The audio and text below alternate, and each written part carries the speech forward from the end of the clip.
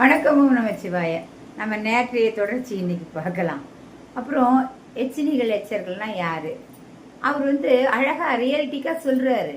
அவர் சொல்றது எனக்கு நல்லா புரிஞ்சுது. அவர் சொல்லும் போதே நமக்கு என்ன இருக்குன்னா, நிஜமா இது மாதிரிலாம் இருக்கா, இந்த கலிகாலத்துல கூட இருக்கா அப்படின்னு. ஆமா இருக்கு அப்படின்னு அவர் சொல்றாரு.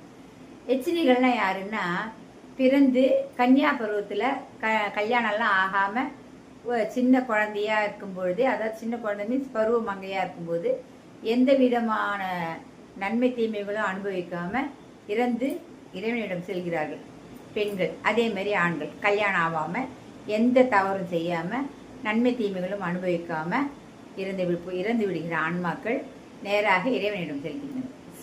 சென்று அங்கே போய் அவங்க அழுவாங்க.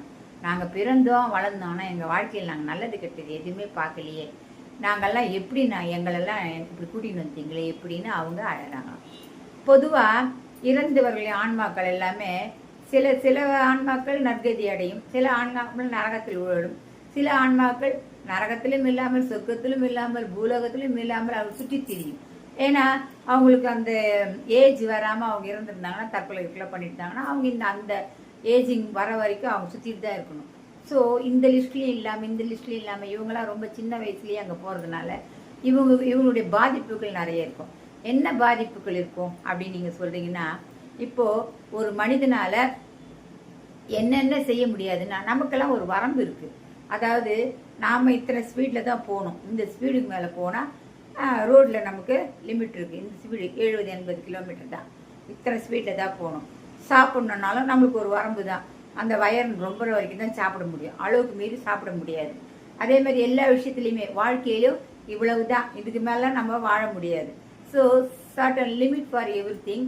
நம்ம மனிதனாக பிறந்த எல்லாருக்கும் ஒரு லிமிட்டு தான். ஆனால் இதில் என்ன பாருங்கன்னா, இறந்து ஆன்மாக்களாக போயிடுறாங்க இல்லையா, அவங்களுக்கெல்லாம் நோ லிமிட், எதுவுமே லிமிட் கிடையாது. அவங்க நினச்ச நேரத்தில் நினச்ச இடத்துக்கு போவாங்க. நினச்ச நேரத்தில் அவங்க யாரையாவது ஏதாவது பண்ணணும்னு நினச்சா அவங்களால பயமுறுத்த முடியும். இதுக்கெல்லாம் லிமிட்டு கிடையாது, அன்லிமிட்டெட். அவங்க என்ன வேணால் செய்வாங்க.